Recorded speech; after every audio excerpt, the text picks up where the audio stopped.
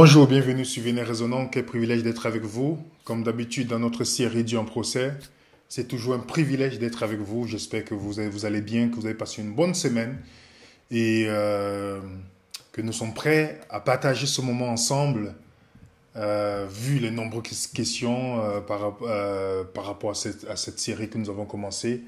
Pas mal de témoignages que vous nous apportez de partout, de l'Afrique, de l'Asie, de l'Amérique latine, de l'Amérique du Nord, des Antilles, de l'Europe et de l'Océanie. On a tellement de témoignages de comment vous aimez cette série, comment ça vous aide avec le Seigneur. Nous aussi, ça nous aide parce que nous partageons ce que nous étudions.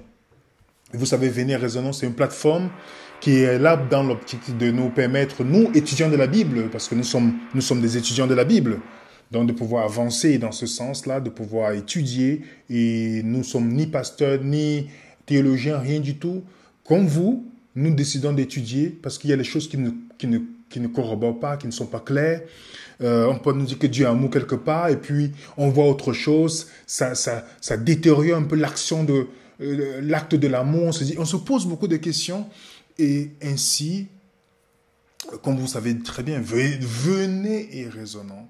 Ainsi, comme Dieu a dit dans Ésaïe 1, verset 18, nous étudions et le Seigneur nous éclaire au fur et à mesure. Et ainsi, ça nous réconcilie de plus en plus avec notre Père Céleste. Donc, bienvenue, si c'est votre première fois. N'hésitez pas de vous abonner. C'est votre première fois. Excusez, il y a un voisin qui décide de faire les travaux au moment d'étude. Bon, vous savez très bien, c'est le moment d'étude qu'il décide de faire cela. Donc, si c'est votre première fois, n'hésitez pas de vous abonner. Juste en bas, pour être au courant de tout ce de toutes les études que nous allons faire. Et aussi, nous avons deux autres chaînes. Juste à la description de cette vidéo, vous pouvez juste vous abonner dans cette chaîne aussi, Odyssée et Rumble. Comme ça, vous allez avoir toutes les informations nécessaires pour autre chose. Et si vous avez une question, peut-être à la suite de cette étude, parce que nous avons les questions-réponses, ça ne c'est pas la peine de poser des questions sur le commentaire, comme je vois certaines personnes faire, parce qu'on n'a pas le temps vraiment à répondre des questions sur les commentaires. Vous avez notre email, envoyez-nous les questions et nous allons les répondre, par la grâce de Dieu, ce mercredi à 19h30 heure de France, et nous allons répondre à vos questions en direct. Donc, envoyez-nous vos questions. Si vous avez des commentaires par rapport à l'étude, de ce que ça vous fait, vous pouvez le mettre dans les commentaires. Mais si vous avez des questions, envoyez-nous-les. OK? Aujourd'hui, pour aller dans la suite de ce que nous avons fait la semaine passée, parce qu'il y a quelques questions que les gens ont posées par rapport à ça. Donc, je voulais qu'on finisse avec le point de méchant, l'enfer, tous ces points-là, la mort. Et c'est pourquoi nous allons faire pour répondre aux dernières questions sur ce thème, sur la mort, c'est Dieu est-il l'auteur de la mort? Dieu est-il l'auteur de la mort? Ça, c'est une très bonne question. Une très, très bonne question que nous devons nous poser et nous devons avoir des réponses. Parce que ça fait partie. Je partage avec vous, par la grâce de Dieu, ou quand nous faisons l'étude biblique, nous partageons ce que nous faisons avec les gens lorsque nous étudions avec les personnes. L'étude biblique, quand nous le faisons avec les non-croyants, peu importe croyants, nous commençons avec Dieu en procès. Le sanctuaire vient en deuxième position, mais nous commençons avec Dieu en procès. On couvre tout ce point-là. Une fois que c'est résolu, le reste devient de plus en plus clair. OK? Donc, Dieu est-il l'auteur du mal? Dieu est-il l'auteur du mal? En passant, avant d'aller sur notre sujet, prier avant d'aller sur notre sujet, nous avons étudié sur Zoom tout à l'heure sur la troisième partie sur la formation sur le sanctuaire avec nos amis de la Guyane. C'est à 16h le samedi, donc juste après, je pense 16h, oui, heure de France, je pense c'est 11h heure de Guyane, si je ne me trompe pas. Et le dimanche, nous le faisons à 18h heure de France, donc 13h heure de Guyane. Donc les codes, vous allez avoir les codes sur le chat et dans les différents groupes Telegram et Zoom, et WhatsApp, pardon. Et les documents, comme on vous a tout dit, téléchargez l'application Venez Résonant télécharger, n'hésitez pas à télécharger l'application Venez Raisonnons. On est en train de travailler pour que les documents soient dans l'application. Ainsi, vous allez télécharger directement dans l'application. OK? Donc voilà les amis, nous allons entrer dans notre sujet. Dieu est-il l'auteur de la mort? Prions ensemble. Père Céleste, guide-nous dans ce moment d'étude et que ton nom seul soit glorifié au nom de Jésus. Amen. Dieu est-il l'auteur de la mort? C'est une très bonne question que nous tous, nous devons. Ça fait partie d'un point que nous devons aborder lorsqu'on étudie avec les gens. Parce que on vit dans un monde où il y a tellement d'enseignements religieux qui dépeignent Dieu de telle manière que c'est catastrophique.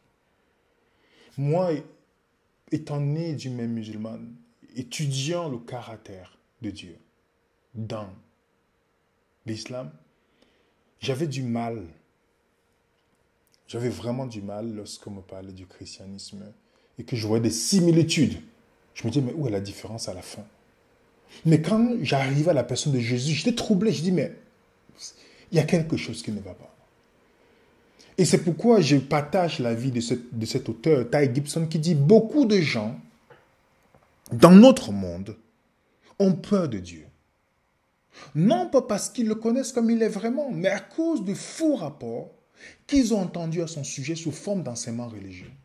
Qu'est-ce que je n'ai pas entendu lorsqu'on faisait les gens disaient qu'ils font les campagnes d'évangélisation, Daniel, l'Apocalypse, la mort. Même parmi ceux qui professent, disent qu'ils ont la vérité. Lorsqu'ils parlaient de l'enfer, oui, certes, les morts vont disparaître, ils vont être brûlés, torturés, tourmentés. C'était difficile de concilier ça avec un Dieu d'amour. Très difficile. D'autres m'ont dit, mais Dieu peut faire ce qu'il veut. Oui, mais ils oublient. Dieu est un Dieu transparent. Dieu n'est pas votre politicien ou un dictateur. Dans sa nature, on dit qu'il est amour. Donc, il y a quelque chose. S'il a pris tant de temps pour le conflit cosmique dans le ciel, pour que les anges voient eux-mêmes, on voit ici que Dieu est dans la transparence. Parce que la transparence engendre la confiance. Il n'est pas là comme un dictateur pour imposer sa volonté. Donc, c'est pourquoi nous devons faire très attention. Moi, je fais très attention à ce que j'écoute. Avec le temps, je suis ce que Jésus dit dans Matthieu 16, 11 à 12, où il dit, gardez-vous des levains des pharisiens et des sadducéens. Ça, c'était des religieux. Les disciples pensaient qu'il parlait du levain pour faire du pain. Et plus tard, dans le verset 12, on dit, alors il comprit que c'était du levain du pain, qui n'était pas du levain du pain, mais qu'il parlait de quoi? Qu'il dit de se garder de l'enseignement des pharisiens et des sadducéens. Pourquoi? Parce que leur vision de Dieu était terrible. C'était pas une religion de joie. Les gens faisaient par contrainte, par peur. On menaçait aux gens. Si tu ne donnes pas ta dîme, Dieu ne va pas te bénir. C'était une religion de contrainte. Tout n'émanait pas par l'amour, par la volonté, par un consentement éclairé. Pas du tout. Et Jésus dit, il parle des religieux. Il dit, méfiez-vous. Est-ce qu'on n'a pas les pharisiens et les sadducéens modernes? Les pharisiens, c'était les extrémistes. Les extrémistes. Et leur vision de Dieu, tu n'es pas comme eux, tu es terrible. Hors de la synagogue. Les sadducéens, les libéraux. On voit ça encore aujourd'hui. Et Jésus n'a pas embrassé ni l'un ni l'autre. Il dit, gardez-vous des vins des pharisiens. Gardez-vous. Pourquoi il dit? Il dit, faites attention à ces religieux. Dans Matthieu 6, verset 8, il dit, ne leur ressemblez pas. Ne leur ressemblez pas. Et dans Jean 16, il dit que ils vous excluront des synagogues. Remarquez bien leur religion. On va exclure ceux qui ne sont pas d'accord. On va vous exclure. Ils vont vous exclure, ces pharisiens. Même l'heure vient où quiconque vous fera mourir, croyant rendre un culte à Dieu. Donc, ce sera pour le bien. Ils vont faire comme s'ils vont faire l'honneur à Dieu en vous excluant, en cherchant même votre mort. Et Jésus dit, ils agiront ainsi parce qu'ils n'ont connu ni le Père, ni moi. Les gens tuent au nom de Dieu parce qu'ils croient à un Dieu qui tue. Les gens. Ils croient à un Dieu, donc ils n'ont que le reflet de leur croyance. Et les gens qui vont faire du mal au nom de Dieu parce qu'ils reflètent le Dieu qu'ils croient. Est-ce que vous remarquez bien la différence au Dieu que Jésus croit? On voit une grande différence. La manière qu'il traitait les autres. Et ce que Jésus est venu montrer de Dieu est radicalement opposé à ce que les pharisiens enseignaient sur Dieu. Donc nous sommes le reflet de Dieu que nous croyons. Donc si dans votre cœur vous prenez plaisir à nuire aux autres, la calomnie, toutes ces choses, vous êtes le reflet de ce Dieu, mais qui n'est pas le Dieu de la Bible. Ne nous trompons pas, parce qu'il a dit dans Matthieu 7, 16 et le 20, vous le reconnaîtrez à leurs fruits. Donc ce n'est pas l'arbre, la beauté de l'arbre, non, c'est le fruit. Et nous sommes le reflet de ce fruit-là. Donc Jésus savait faire la différence. Regarde comment il a traité même ceux qui ne pensaient pas comme lui, même ses pires ennemis. Parce qu'il croyait un Dieu différent. Et là, ça m'a interrogé. Je commence à me poser beaucoup de questions. Si Jésus est le reflet de Dieu, ça veut dire que je dois regarder la Bible d'une manière totalement différente. Lorsqu'on parle de la mort, du mal, Jésus dit dans Matthieu 13, le mal, c'est l'ennemi qui l'a fait. Il dit clairement, c'est l'ennemi qui l'a fait. Alors, qui est l'auteur de la mort? Puisqu'on a vu dans certains endroits dans la Bible, on a l'impression que c'est Dieu qui tue. Et nous sommes parfois heureux de le dire, qu'à la fin, Dieu va détruire tous les méchants là. On est, comme, vous voyez, comme une revanche. On aimerait. Vous remarquez bien, parce qu'on croit. On croit à cela. Nous allons aller d'abord dans Genèse. Puis nous allons avancer petit à petit. C'est une petite étude, par la grâce de Dieu. C'est juste pour conclure les deux autres qu'on a fait sur l'amour de Dieu révélé dans le jugement des méchants.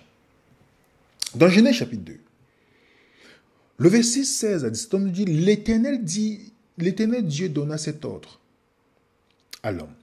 Tu pourras manger de tous les arbres du jardin.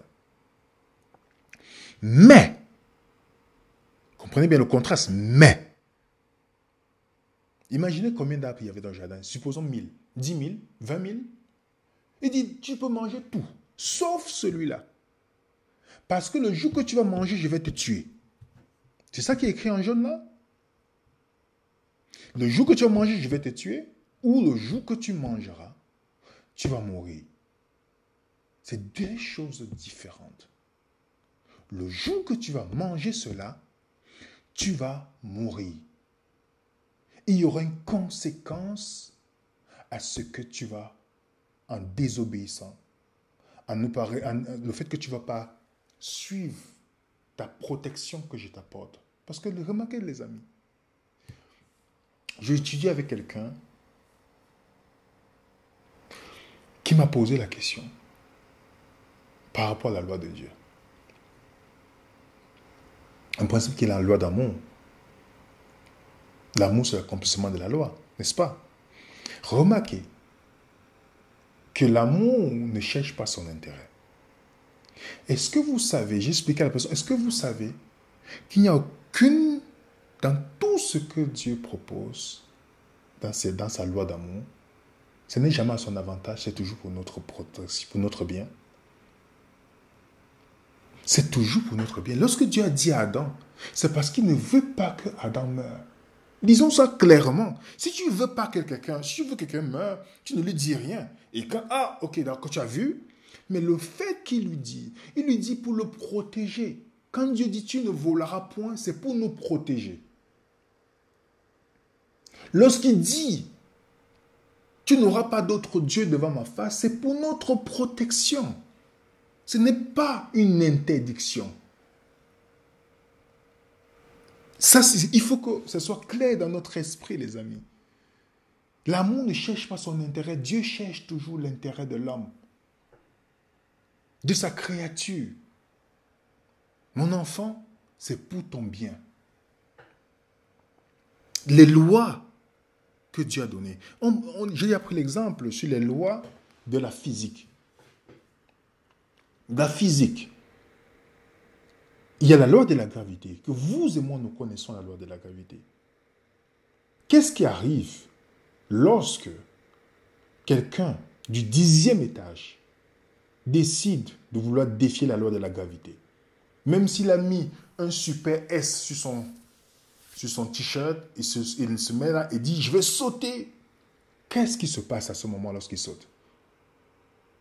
Est-ce que c'est la loi de la gravité qui est brisée ou c'est lui qui est brisé dans le processus en confirmant que la loi de la gravité est vraie? Exactement. Quand Dieu dit de ne pas manger tel point, lorsque nous violons ou nous transgressons cette loi, c'est nous qui sommes brisés dans le processus pour confirmer la véracité de cette loi. Donc quand Dieu dit de ne pas le faire, c'est parce qu'il ne veut pas qu'on soit brisé dans le processus. Il veut nous protéger. Si Dieu dit ne saute pas du 10e étage, c'est pour nous protéger. Ce n'est pas une interdiction. Est-ce que vous comprenez, mes frères et sœurs? Donc c'est au commencement, c'est l'amour qui fait ce que Dieu veut protéger Adam. Parce que le péché était déjà entré par Satan. Satan, le premier à désobéir à Dieu en amenant la rébellion, il a switché directement. Il est venu avec un deuxième principe. Quand vous lisez dans Genèse chapitre 2, vous voyez qu'il y a deux arbres. Il y a l'arbre de la vie et il y a l'arbre de la connaissance du bien et du mal. Le fait que Satan a fait le bien et le mal sont venus directement dans le monde. Parce que c'est un principe d'amour qui était là à la vie. Par la rébellion de Satan. Parce que le mal, c'est l'absence du bien. Nous l'avons déjà expliqué.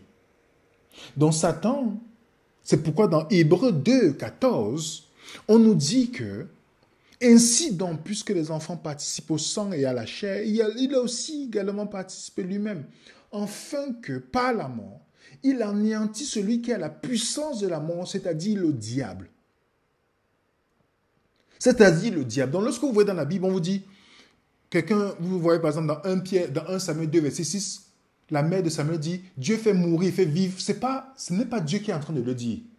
Ou c'est ce qu'on appelle un idiome, on a vu ça ensemble. Le fait de faire croire que Dieu contrôle toute chose, ce qui n'était pas vrai.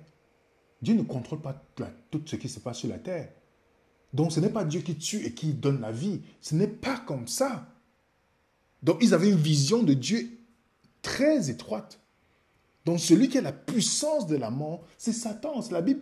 On a le mot puissance, la kratos, qui veut dire force souveraine, pouvoir, fort du pouvoir.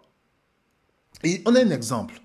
Si nous partons dans Exodus, regardez par exemple, vous allez voir, pour ceux qui ont pu voir la présentation que j'ai faite sur la révélation progressive de Satan dans la Bible, vous allez comprendre cette présentation. Parce que ça va dans le même sens, mais pour résoudre un problème. Exodus. On dit quand l'Éternel passera pour frapper l'Égypte. On a l'impression, dans la description aussi, que c'est Dieu qui va frapper. Mais c'est parce que tous ceux qui ont écrit l'Ancien Testament pensaient que Dieu agissait ainsi. Certes, il y avait quelques lumières qui venaient au fur et à mesure. Mais remarquez bien dans le verset qui suit, dit, il ne permettra pas aux destructeurs d'entrer dans vos maisons pour frapper. Il ne permettra pas aux destructeurs. Alors, qui est le destructeur alors? Que Dieu ne va pas permettre de frapper ceux qui ont le sang sur la porte. Alors, finalement, qui frappe? Dieu ou le destructeur? Le destructeur, bien évidemment. Le destructeur, ceux qui ont mis le sang, ont accepté la protection de Dieu. Et ceux qui n'ont pas eu le sang ont refusé la protection de Dieu. Est-ce qu'il n'y a pas les Israéliens qui ont été sauvés, les Égyptiens qui ont été sauvés? Oui, il y en a plusieurs qui sont sortis avec Israël. C'est eux qui avaient accepté le sang. Mais ceux qui ont suivi Pharaon n'ont pas eu la protection. Le destructeur est venu chez eux et a détruit. Dans Luc 9, verset 56, Jésus dit, car le Fils de l'homme n'est pas venu pour périr, pour faire périr les âmes. Le mot périr là, mais pour sauver. Le mot périr, c'est, excusez-moi, je n'ai pas mis le vrai mot, j'ai répété Kratos, mais ce n'est pas Kratos, excusez-moi, vous pouvez retrouver ça chez vous. Je n'ai pas corrigé mon PowerPoint à ce niveau. Mais c'est détruit. L'application Venir raison au monde, c'est le mot détruit. Détruit, donc la destruction n'est pas une arme de Dieu. La destruction, c'est le fait que le Dieu retire sa protection et le destructeur peut venir faire son travail. Vous pouvez voir cette présentation si c'est votre première fois que vous voyez cette vidéo. On peut voir par exemple dans Job 2, on dit, l'Éternel dit à Satan, voici je te livre entre ses mains. On dit, Satan se retira devant la face de l'Éternel, puis il frappa Job de l'ulcère depuis la plante du pied. Qui a frappé ici? Qui frappe ici? Nous voyons que c'est Satan qui frappe. Il a frappé Job. Ce n'est pas Dieu qui a frappé Job. Parce que Satan voulait que Dieu frappe. Dieu dit, je retire ma protection. Vas-y, tu vas voir s'il va me régner. Il a frappé. Mais Jean pensait que c'est Dieu qui frappait. Donc imaginez tous ces gens qui ont écrit. Ils pensaient que c'est Dieu qui frappait. Et ce n'est pas pour rien que c'est un livre qui est presque au milieu de la Bible et qui nous montre la grande controverse dans son ensemble. Quelqu'un qui souffre, il pense que c'est Dieu qui l'a abandonné, qui lui a fait du mal. Pourtant, c'est une force dont on ne parle pas beaucoup. Et c'est lui qui agit. Est-ce au hasard que Dieu a permis que ce livre soit mis au milieu de la Bible? Est-ce qu'un hasard? Non. Qui a frappé Job? Satan. Luc 13, verset 16. Voilà ce que je dis. Cette femme qui est une fille d'Abraham, que Satan tenait liée depuis 18 ans, ne fallait-il pas la délivrer de cette chaîne le jour du sabbat? Parce que Jésus faisait le bien le sabbat. Ce que les pharisiens ne voulaient pas. Mais ils voulaient faire ça à leurs ânes ou leurs animaux, mais pas à un être humain. Et Jésus dit, cette femme qui est malade, elle est liée pendant 18 ans par Satan. Sa maladie n'est pas à cause de Dieu. Mais c'est un être. Jésus révèle ce que les autres n'avaient pas vu de lui. C'est pourquoi dans Jean 8, il dit, il est le meurtrier dès le commencement. Meurtrier dès le commencement. Vous comprenez bien qui est meurtrier dès le commencement? Satan. Dans 1 Corinthiens 10, que vous ne murmurez point comme quelques-uns ont murmuré et sont péris par le destructeur. Remarquez bien, il raconte l'histoire d'Israël lors de la rébellion. Ils disent quand ils sont rebellés contre Dieu, c'est le destructeur qui est venu les détruire. Paul, maintenant, dans 1 Corinthiens 10, il a un ensemble plus grand, une vue d'ensemble plus grande. Il ne dit pas que c'est Dieu qui les a détruits, mais il dit ici que c'est le destructeur qui est venu les détruire. Mais quand on lit dans l'Ancien Testament, on a l'impression que c'était Dieu dans Nombre 25 et 26, l'histoire de la grande rébellion qu'ils ont faite avant l'entrée à Canaan. Est-ce que vous voyez maintenant pourquoi on parle de la révélation progressive de Satan dans la Bible? Le destructeur, c'est lui. Le meurtrier, c'est lui. Le père du mensonge, c'est lui. Toute la mort, c'est lui. Dans 1 Pierre 5, verset 8, il dit, soyez sobres, veillez.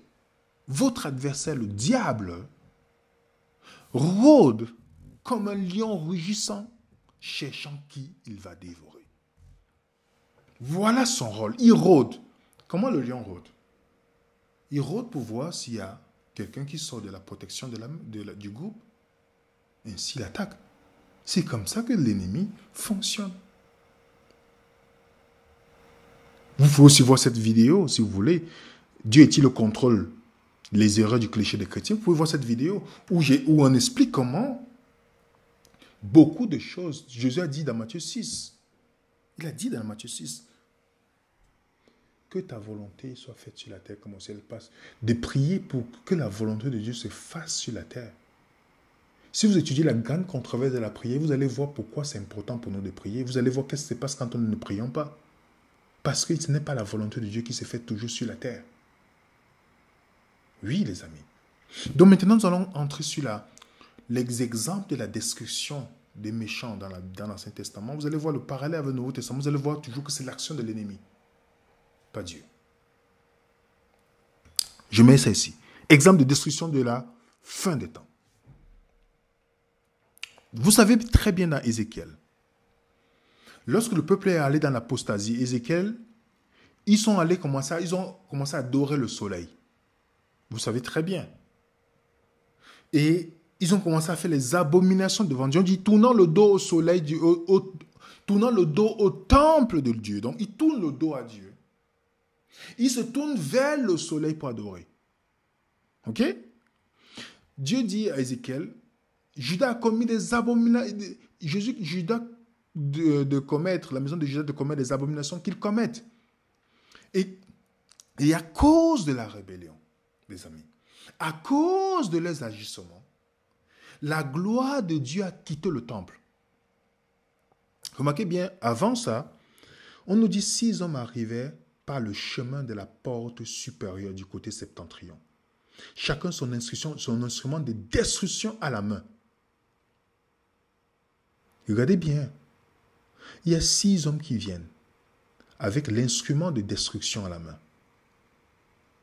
Ok? Quand ils ont commis les abominations. Et on nous dit, il y avait au milieu d'un homme vêtu de lin portant un écritoire de ceinture. Il vint placer près de l'autel et la gloire du Dieu d'Israël se leva du chérubin. Alors, mes chers amis,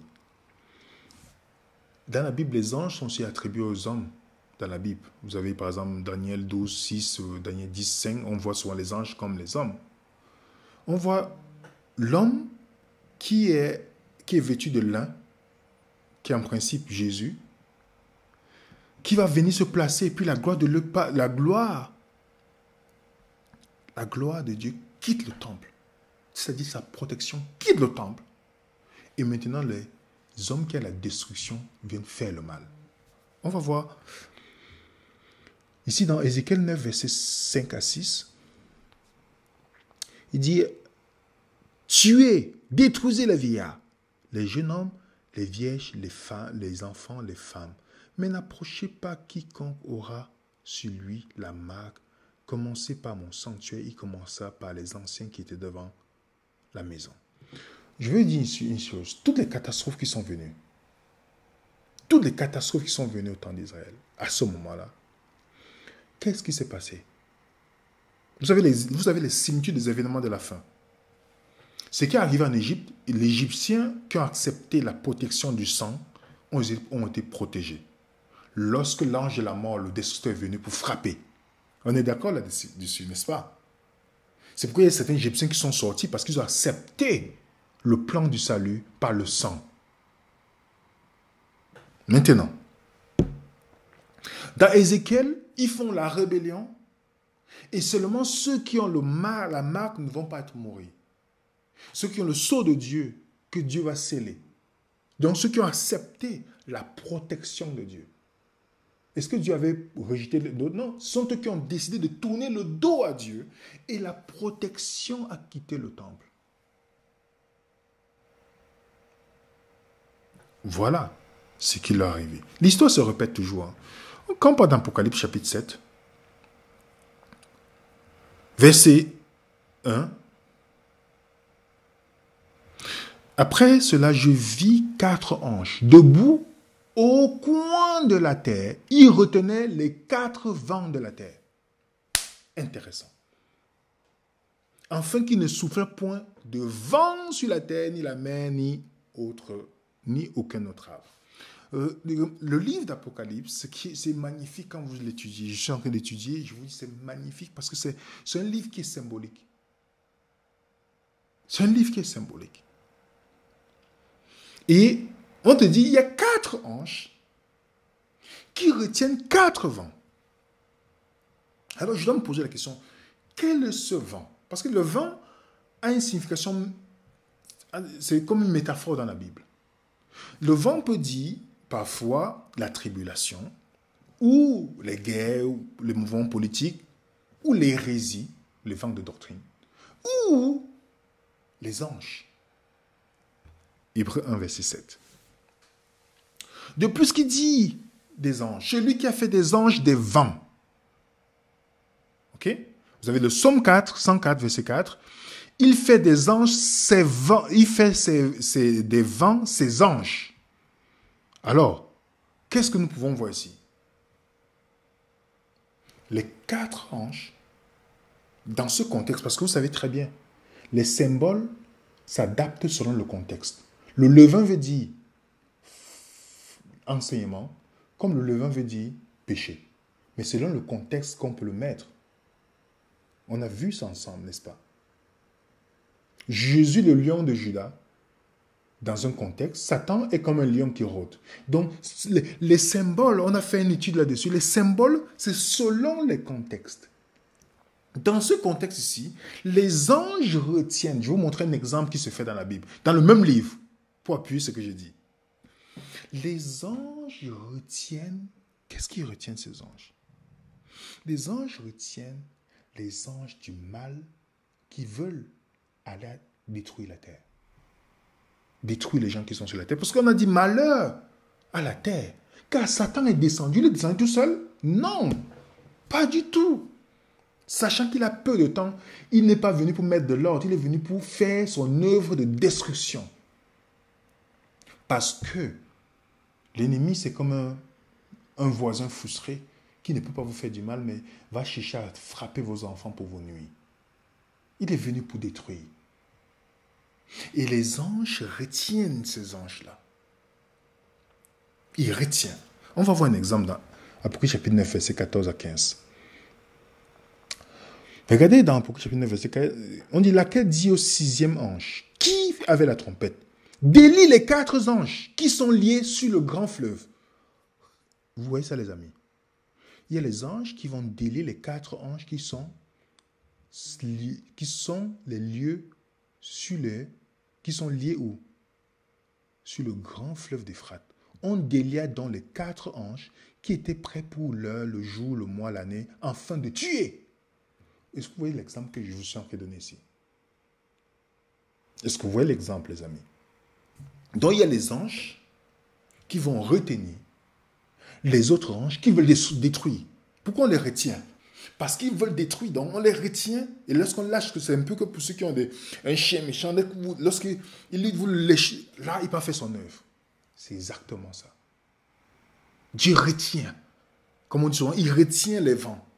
Mais on utilise l'expression, on ne sait pas, ça vient de cet Apocalypse chapitre 7. On a Apocalypse chapitre 9, verset 2 à 5, il dit, il leur dit, qu'elle ne nuise point à l'herbe de la terre, ni à aucune verdure, ni à aucun arbre, mais seulement aux hommes qui n'ont point la marque de Dieu sur le front. Il leur fut permis non de les tuer, mais de les tourmenter durant 5 mois. Et leurs tourments sont semblables aux tourments que donne le scorpion quand il frappe l'homme. Vous savez qui sont ces personnes? On parle d'Apocalypse chapitre 9 ici. On les lâche. Quelle est leur mission? C'est de tuer. C'est de tuer. Les anges de la mort. Donc, revenons sur Apocalypse chapitre 7.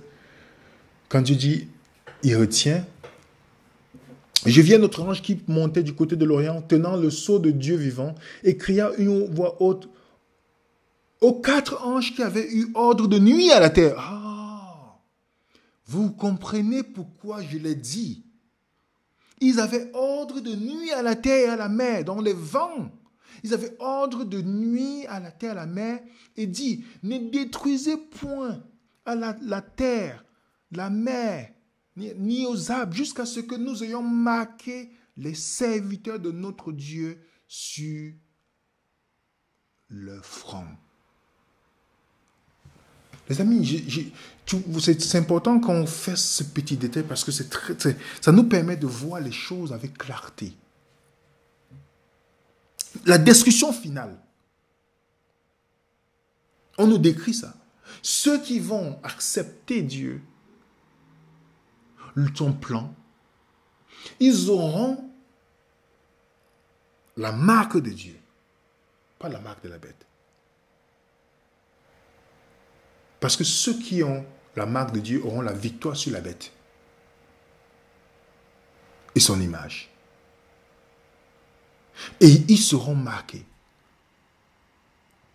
Et les anges du mal, comme en Égypte, ne pourront pas avoir accès. Les destructeurs ne pourront pas avoir accès à eux. Ils pourront avoir accès seulement à qui? À ceux qui n'ont point de marque de Dieu. C'est pourquoi Satan avait dit à Job, à Dieu, ne l'as-tu pas protégé, lui et tout ce qui lui appartient? Parce que Dieu protège. Maintenant, nous sortons de cette protection. Dans la destruction de Jérusalem, en l'an 70, qu'est-ce qui s'est passé avant qu'il soit détruit? Parce qu'on prend les exemples ici de la fin, des typologies de la fin des temps. Qu'est-ce qui s'est passé avant la destruction? Où les Romains ont envahi le temple, ils ont détruit plusieurs Juifs qui étaient, ils ont tué beaucoup de personnes.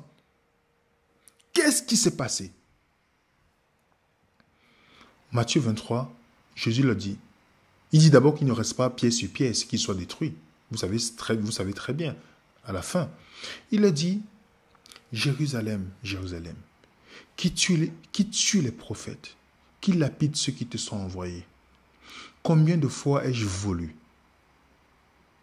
Combien de fois ai-je voulu? Regardez bien, il dit, combien de fois ai-je voulu? Donc il y a la volonté de Dieu.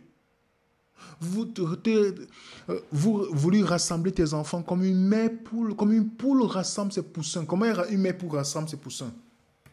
C'est pour les protéger. Une mère poule, c'est pour les protéger toujours. Dieu voulait les rassembler pour les protéger. Mais il dit, vous ne l'avez pas voulu. Vous ne l'avez pas voulu. Quand vous ne voulez pas, votre maison vous sera laissée déserte. Donc si vous refusez la protection de Dieu, votre maison vous sera laissée déserte. Et quand elle est déserte, on sait très bien. Dans Matthieu 12, quand Jésus parle de la maison qui est balayée vide, alors les anges du mal, qu'est-ce qu'ils viennent? Ils prennent sept démons plus forts et ils viennent prendre possession de cette maison. Vous savez très bien. Donc, quand la maison est déserte, ça donne l'opportunité à qui? À l'ennemi. À l'ennemi. Et tous ceux-là qui sont morts, on nous dit, aucun chrétien n'est mort dans ce moment-là. Parce qu'ils avaient suivi les recommandations de Jésus. Il dit, quand vous allez voir l'abomination et la désolation, sortez des grandes villes. Fuyez. Ils ont fui quand ils ont vu les Romains venir la première fois. Et tous ceux qui n'ont pas suivi ont péri là. Vous comprenez pourquoi, les amis? Comment l'histoire se répète? Est-ce que c'est Dieu qui a tué, qui était le commanditaire? Non. L'ennemi a utilisé facilement ce qu'il pouvait utiliser pour nuire aux autres. Mais les autres ont refusé la protection de Dieu. Donc quand les méchants meurent, ce n'est jamais le plan de Dieu. L'ennemi sait que si vous et moi, nous faisons le péché, il sait très bien. Il connaît la science du péché. Il sait que ça va détruire le méchant lui-même. C'est ça. L'ennemi sait que le péché va détruire le méchant. Ce n'est pas Dieu qui va le faire. Il ne sait pas le péché, il peut avoir accès à détruire le méchant aussi. Il sait que ce n'est pas Dieu qui le fait. C'est pourquoi il reproche à Dieu de protéger Job. Voilà son reproche. Dieu l'a protégé. Donc, pour terminer ce point, on voit le pécheur subit les conséquences de son choix. On a un exemple. Dans le livre d'Esther, lorsque Haman a décidé de vouloir faire du mal aux Juifs, on dit, puis Esther parla de nouveau en présence du roi. Elle se jeta à ses pieds et elle pleura. Elle le suppliait d'empêcher les effets de méchanceté d'Haman. Parce qu'Haman voulait détruire les Juifs. Mais à cause de sa méchanceté, regardez ce qu'on nous dit dans le verset 7 de Esther 8. Le roi Azirus dit à la reine d'Esther et au juif Mardoché, voici j'ai donné à Esther la maison d'Aman et il a été pendu au bois pour avoir étendu la main contre les Juifs. Est-ce que vous savez qu'Aman a souffert les conséquences du péché? Vous comprenez bien, là, dans l'expression, il était pendu pour avoir fait du mal. Donc, qui a voulu faire le mal au début? C'est lui, et il est mort à cause de ce mal. Je vais donner un autre exemple. Daniel 6. Lorsqu'ils ont accusé Daniel, tous ces hommes qui sont tournés, où Daniel a été jeté dans la fosse au lion, vous savez, c'est très bien. Le verset 24 nous dit, le roi ordonna que ces hommes qui avaient accusé Daniel fussent amenés et jetés dans la fosse au lion, eux et les enfants, leurs femmes et les enfants, avant qu'ils ne fussent parvenus au fond de la fosse, le lion les saisit et brisait tous les os. Vous voyez qu'ils ont souffert les conséquences de leur action. De leur action. Nombre 32, verset 23. Mais si vous ne faites pas ainsi, vous péchez contre l'Éternel, sachez que votre péché vous atteindra. Si ce n'est pas clair, Job 21, verset 20. Celui qui devrait contempler sa propre ruine, c'est celui qui devrait boire la colère du Tout-Puissant. Donc celui qui contemple sa propre ruine. Sa propre ruine. Le psaume 7, verset 14 à 15.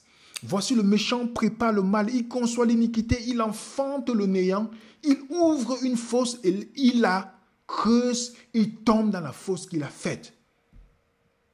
Psaume 9, verset 14 à 15.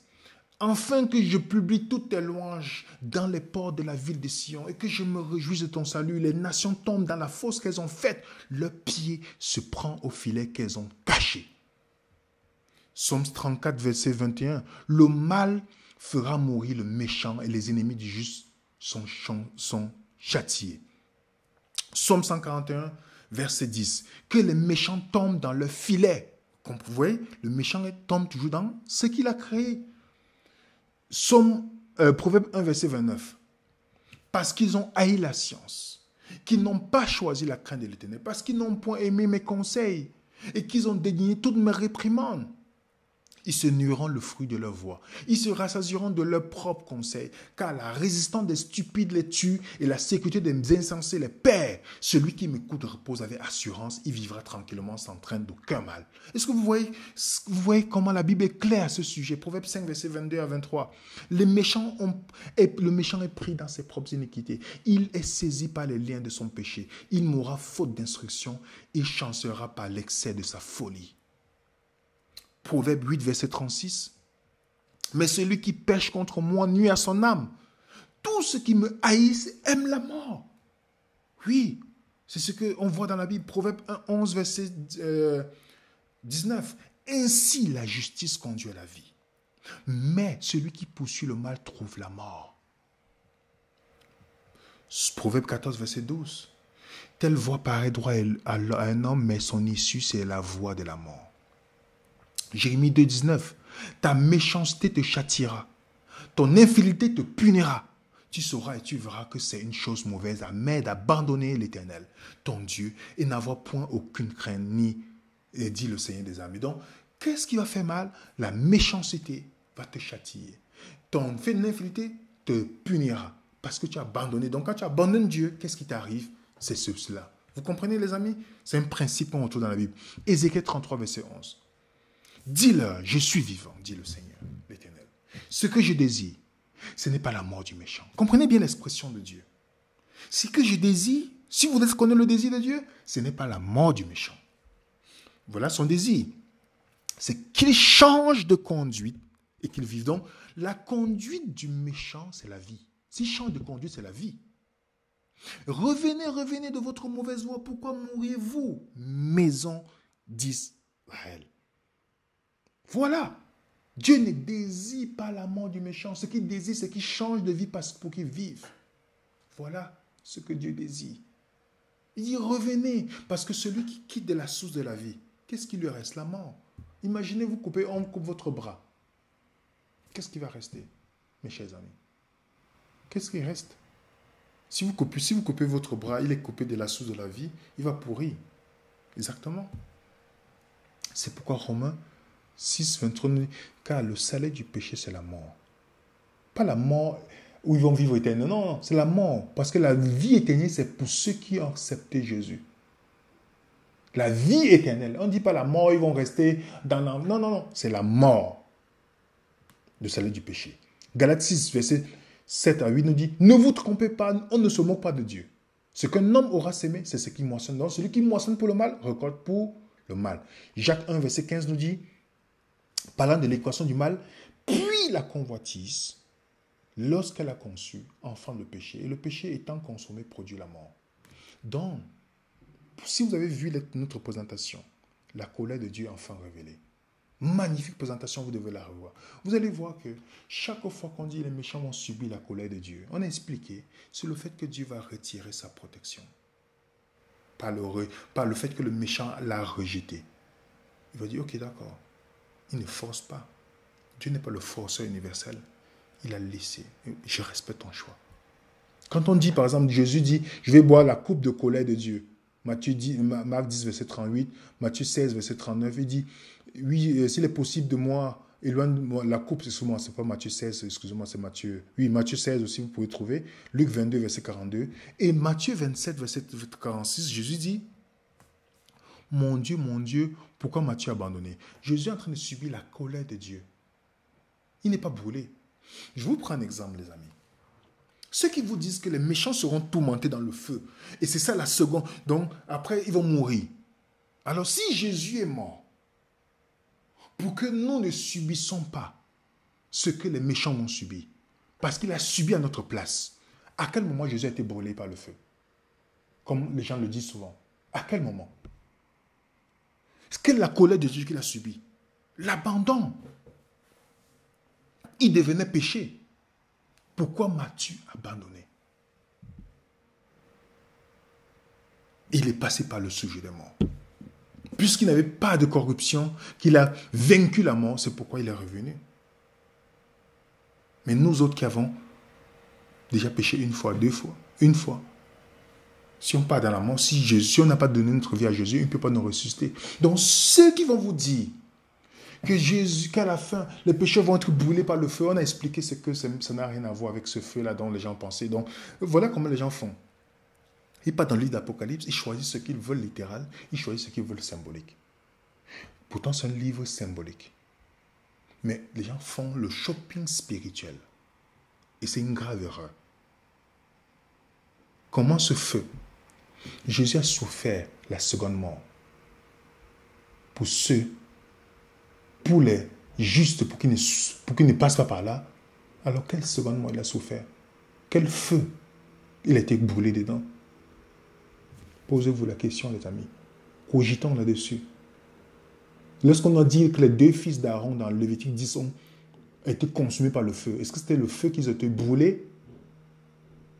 Pourtant, on a dit bien dans le même chapitre qu'ils ont été récupérés avec les tuniques. Si tu es brûlé par le feu, comment on peut occuper ta tunique? Tu es encore avec ta tunique. C'est impossible, n'est-ce pas, les amis? Le feu que les méchants subissent, c'est la prise de conscience de toutes les fautes qu'ils ont rejetées la bonté de Dieu. C'est pourquoi on dit ton ennemi a faim, donne-lui à manger, car c'est comme un feu que tu abondes de feu que tu mets sur sa tête. C'est-à-dire, il va être bouleversé de tout ce qu'il t'a fait. Donc quand on dit dans Apocalypse 14 que les gens vont souffrir la fureur de la coupe de la colère de Dieu, ce n'est pas une colère comme vous et moi, on a expliqué ça dans la vidéo, la colère de Dieu enfin révélée. La colère de l'homme n'est pas la colère de Dieu. Nous avons expliqué, regardez cette vidéo, si vous vous posez la question, c'est quoi la colère de Dieu? On a expliqué, regardez la vidéo, avec tous les versets bibliques à l'appui. Tout verset biblique à l'appui. La colère de Dieu n'est pas la colère de l'homme. Non, les amis. Et Jésus a subi la colère que les méchants vont subir, c'est-à-dire qu'ils vont être abandonnés. Par le péché, ils vont être tourmentés par ce qu'ils ont fait. À la fin, ce sera le mal, la mort qui aura le pouvoir sur eux, puisqu'ils ont refusé la vie. Et c'est pourquoi Jésus Il a vaincu la mort pour que tous ceux qui seront sauvés dans le monde entier, il a pris les conséquences de toutes ces personnes-là. Dans Apocalypse chapitre 1, verset 18, et le vivant, j'étais mort. Voici, je suis vivant au siècle des siècles. Je tiens les clés de la mort et du séjour des morts. Romains 6, sachant que Christ, ressuscité des morts, ne meurt plus, la mort n'a plus de pouvoir sur lui. Il fallait que Jésus vienne vaincre la mort pour donner l'accès justement à tous ceux qui, vous et moi, qui peut-être d'autres qui vont mourir sans voir Jésus et qu'il pourra les ressusciter. 1 Jean 3, verset 18, 8 à 9, celui qui pêche est du diable, car le diable pêche dès le commencement. Le Fils de l'homme a paru afin de détruire les œuvres du diable. Lui, il a paru pour détruire les œuvres du diable. C'est pourquoi dans Ésaïe 25, verset 8, on dit, il anéantit la mort pour toujours. Le Seigneur l'Éternel il essuie les larmes de tous les vivants. Il fait disparaître de toute la terre l'opprobre de son peuple. 2 Timothée 1, verset 10, qui a été manifeste maintenant par l'apparition de notre Seigneur Jésus-Christ, qui a détruit la mort. Il a détruit la mort. Osée 13, 14, je les rachèterai de la puissance du séjour des morts, je les délivrerai de la mort. Apocalypse chapitre 20, verset 14, et la mort et le séjour des morts, comprenez bien, la mort et le séjour des morts fut jeté dans les temps de feu. C'est la seconde mort, les temps de feu. Vous comprenez bien, les temps de feu, ce n'est pas le feu que tu es brûlé. Non, non, non, ce n'est pas un lieu où tu es brûlé. C'est une expérience, elle va disparaître. On dit, tout ça, la mort, le sujet de mort va disparaître. Satan est mis dans les temps de feu, la mort et l'enfer dans les temps de feu, tous ceux qui n'ont pas cru dans les temps de feu, jetés dans l'abîme. Est-ce que vous voyez ça, les amis? Jetés dans le feu. C'est pourquoi dans 1 Corinthiens 15, il dit le dernier ennemi qui sera détruit, c'est la mort. C'est le dernier ennemi. Dieu n'est pas l'auteur de la mort. C'est Satan. C'est lui qui a mené par la rébellion la mort dans ce monde. Et tous ceux qui refusent la protection de Dieu, l'amour de Dieu, n'auront que cela. C'est pourquoi on dit, il use de patience afin qu'on vienne. Il use de patience afin qu'on vienne vers lui. C'est pourquoi dans Jean, qui a marché avec Jésus, pouvait dire, la nouvelle que nous avons apprise de lui et que nous vous annoncions, c'est que Dieu est lumière et qu'il n'y a point de ténèbres en lui. Il n'y a pas de ténèbres en lui. Il n'y a pas de ténèbres en Dieu, les amis. Parce qu'on nous dit qu'il est amour. Dieu est amour. Dieu est amour. Il est amour. L'amour ne fait point de mal à son prochain. L'amour ne fait point de mal. Parce que ceux qui haïssent Dieu aiment la mort. Dieu ne fait pas le mal aux gens. Celui qui a dit dans Matthieu 5, 44, 48, il dit, mais moi je vous dis, aimez vos ennemis. Bénissez ceux qui vous haïssent, qui vous maudissent. Est-ce qu'il n'y a pas de gens qui maudissent Dieu? Faites du bien à ceux qui vous haïssent. Est-ce qu'il n'y a pas de gens qui haïssent Dieu? Vous et moi, on a aussi haï Dieu aussi. Priez pour ceux qui vous maltraitent et qui vous persécutent, afin que vous soyez les fils de votre Père qui est dans les cieux. Car il fait lever son soleil sur les méchants et sur les bons. Il fait pleuvoir sur les justes et les injustes. Si vous aimez seulement ceux qui vous aiment, quelle récompense méritez-vous? Les publicains aussi n'agissent-ils pas de même? Et si vous saluez seulement les frères, vos frères, que faites-vous d'extraordinaire? Les païens n'agissent-ils pas de même? Regardez la conclusion de Jésus. Soyez donc parfaits comme votre Père Céleste est parfait. Alors, quelle est la perfection de Dieu? C'est que Dieu aime aussi ses ennemis. Il aime ses ennemis. Celui qui a dit aimez vos ennemis ne va pas les torturer. Le salut du péché, ce n'est pas la torture. Il a manifesté son amour jusqu'à la dernière minute. Et c'est pourquoi tous, par la conscience que Dieu va le faire, ils vont dire, waouh, voilà tout ce qu'il a fait pour moi, j'ai refusé. Jérusalem, combien de fois j'ai voulu vous mettre, combien de fois, il dit, combien de fois j'ai voulu te rassembler comme une mère pour rassemble ses poussins, mais vous n'avez pas voulu. Alors votre maison sera laissée déserte. Vous n'avez pas voulu. C'est pas que j'ai voulu, mais vous n'avez pas voulu. C'est ce que Dieu dit. Il a voulu, mais nous n'avons pas voulu.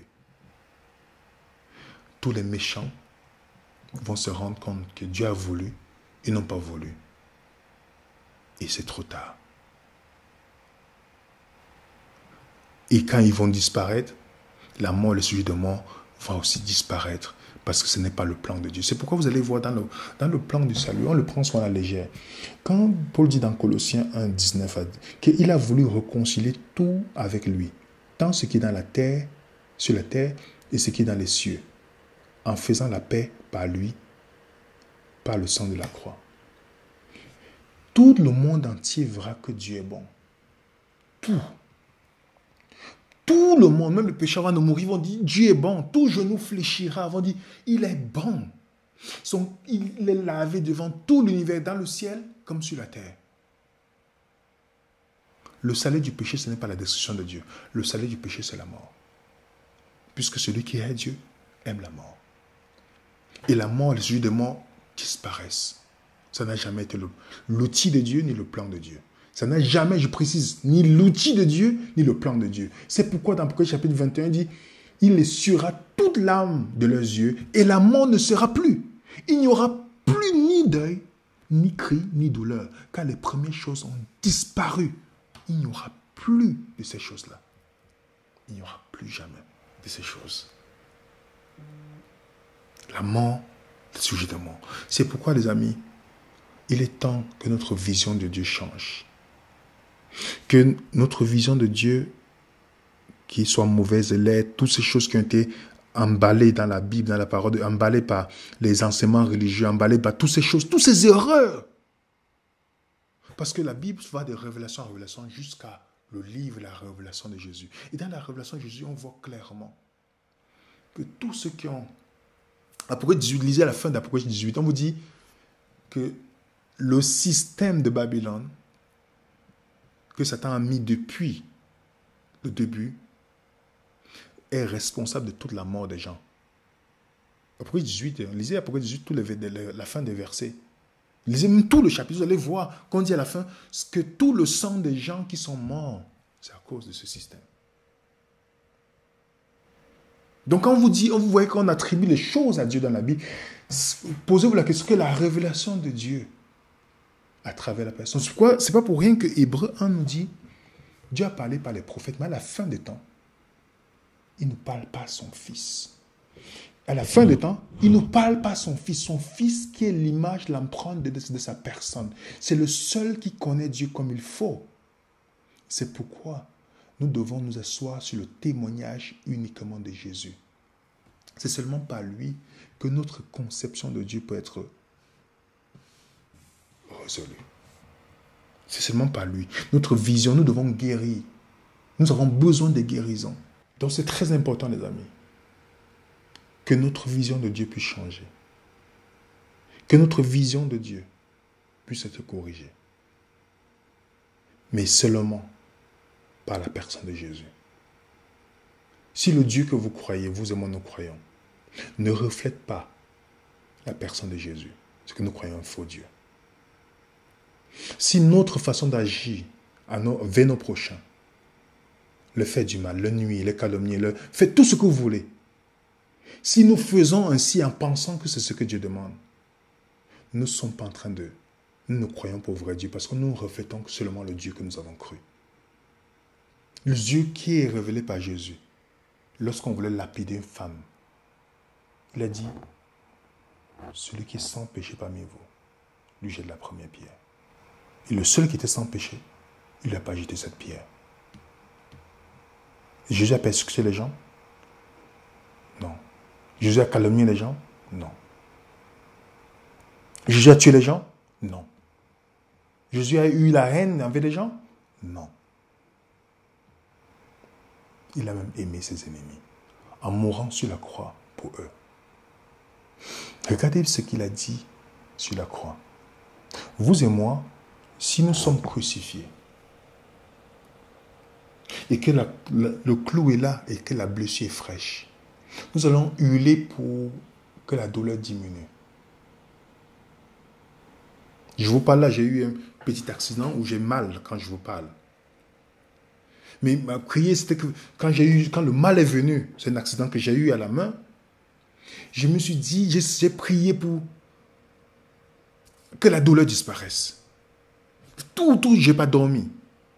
Imaginez, Jésus sur la croix, il ne prie pas pour sa douleur. Il dit, Père, pardonne-leur, car ils ne savent pas ce qu'ils font. Moi, c'est impressionnant. C'est impressionnant. Ça veut dire que la première chose que Jésus demande lorsqu'il est sur la croix, ce n'est pas sa blessure, c'est pas d'abord, c'est de sécuriser le pardon de tous ceux qui lui ont fait du mal. Comme ça, si le jour qu'ils s'en rendront compte, ils demandent pardon, ils ont déjà la provision du pardon. Donc Jésus n'est pas comme vous et moi, que notre première intention, c'est de sécuriser la condamnation de ceux qui pensent différemment que nous, qui nous font du mal. Ce n'est pas le reflet de Dieu.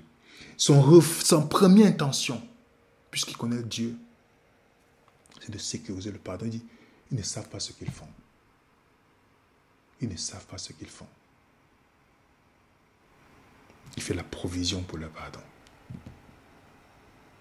Voilà un Dieu qui est là pour la vie. Il dit peut-être ils ne savent pas. Si un jour le Saint-Esprit, le feu les éclaire, ils se rendent compte, ils demandent pardon, il y a la provision qui est déjà là. Jean 9, Jésus est en train de fuir pour sa vie. Parce qu'il a dit, avant qu'Abraham ne fût, je suis. Dans Jean 8, verset 51 jusqu'à la fin, il y a eu une discussion avec les pharisiens. Et Jésus le dit, alors il veut lapider Jésus. Jean 9, on dit Jésus est en train de passer, il fuit pour sa vie. Il voit un aveugle de naissance. Et Jésus s'arrête pour porter secours à cet aveugle. Si on fait l'image dans notre esprit, combien d'entre nous, en situation de danger, que vous fuyez parce qu'on veut vous tuer, vous allez vous arrêter pour porter de l'aide à quelqu'un en plein chemin? Il n'y a pas beaucoup. Jésus l'a fait. Jésus l'a fait. Parce que Jésus n'a pas peur de mourir pour nous. Mais il a peur de passer sans nous apporter de l'aide. C'est pourquoi le Dieu révélé en Jésus-Christ. Si notre agissement et nos façons de faire des choses ne reflètent pas ce Dieu-là, nous avons encore le mauvais Dieu. Nous avons encore une mauvaise vision de Dieu. Et c'est pourquoi nous devons prier tous les jours. Priez pour nous aussi comme nous prions pour vous. Que Dieu nous aide. Que Dieu nous aide, que nous soyons comme Jésus chaque jour. Parce qu'il a dit, le prince de ce monde vient. Il n'y a rien de lui en moi. Il n'y a rien de lui en moi. Tous les croyants n'auront rien de Satan dans leur vie. L'auteur de la mort, l'auteur du mensonge, le meurtrier, le calomniateur, tout ce que vous voyez, ça ne vient pas de Dieu. Ça vient de l'ennemi. Et Jésus, il n'y aura rien de lui en moi. Donc tout ce qui, dans 1 Pierre 2, verset 6, nous dit qu'il nous a montré l'exemple à suivre. C'est notre exemple. Nous devons aussi, pareil, être comme notre Sauveur. En tout cas, merci beaucoup pour le temps que vous avez pris. Nous allons terminer là. C'était important de clôturer les deux parties, l'amour de Dieu révélé dans le jugement des méchants avec cette présentation. Nous vous donnons rendez-vous par la grâce de Dieu la semaine prochaine. Et merci pour vos prières, pour vos encouragements. N'hésitez pas de vous abonner sur notre chaîne. Et si vous avez une question sur ce sujet, comme j'ai dit, ce n'est pas la peine de poser la question sur le commentaire. Envoyez-nous un email et nous allons répondre mercredi qui suit à 19h30 heure de France. Merci pour votre amour, merci pour votre bonté, pour le temps que vous prenez. Mettez un coup de pouce à la fin de cette vidéo et n'hésitez pas de partager, les amis. On vit dans un temps où le caractère de Dieu doit être révélé clairement dans sa part.